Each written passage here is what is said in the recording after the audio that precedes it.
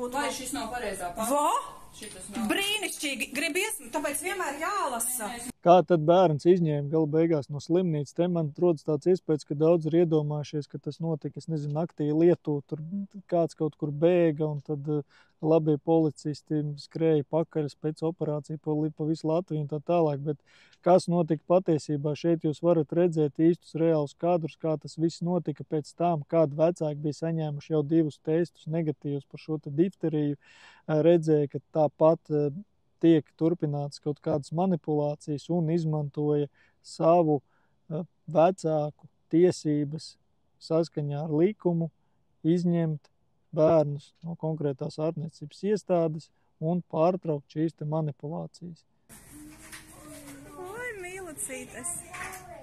Momentā līdzi ņemam. Čau, meitenītes! Vau, beidzot pie mammas tikušas! Mēs redam prom bērnus no šajienes. Mēs atsakāmies no turpmākajām kādām procedūrām. Tas nebūs tā. Darbā Gunta Čerņevska, jā? Gunta Čerņevska ļoti patīkama. Tā. Nu, piedodiet. Es esmu... Fizisko spēku, taisīt lielākas nepatikšanas, kā viņas jau ir iztaisīt. Nu, ja kāda nāca? Viņam šeit uzvēl ceško vai šito? Nē, ejam. Ejam, ārpusē uzvilkt var.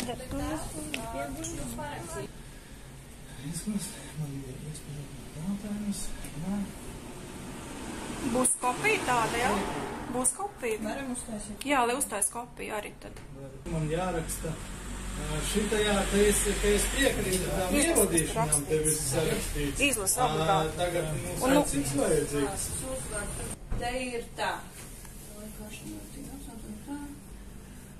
Redzi, būtu... Vai šis nav pareizā pants? Va?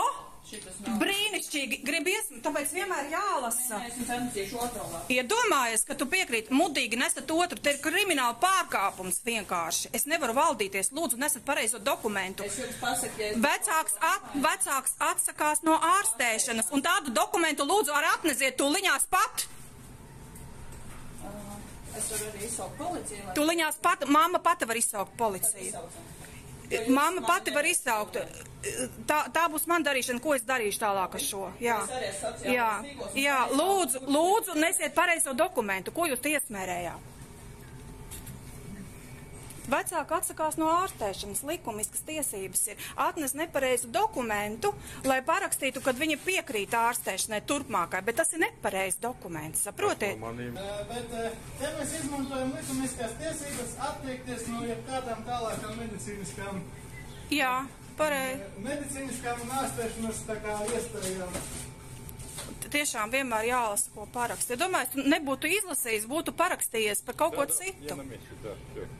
Labi, ka tu izlasīji. Iedomājies, bez apdomas būtu kaut ko parakstījis pilnīgi pretēji. Dod šitos te man.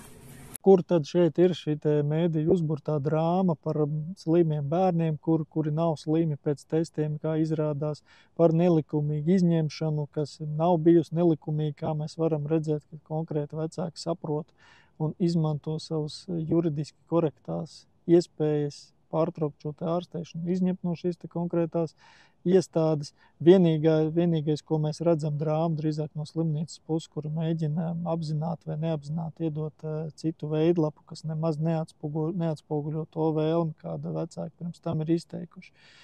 Vērtējiet paši, šeit ir redzams tas, kas ir noticis patiesībā, un varat salīdzināt ar to, kādu ainiņu mums mēģināja galvā iedēstīt mēdī. Es esmu Arturs Klēbaks, Facebook, TikTok, Telegram. Padalieties ar šo video un piesakojieties.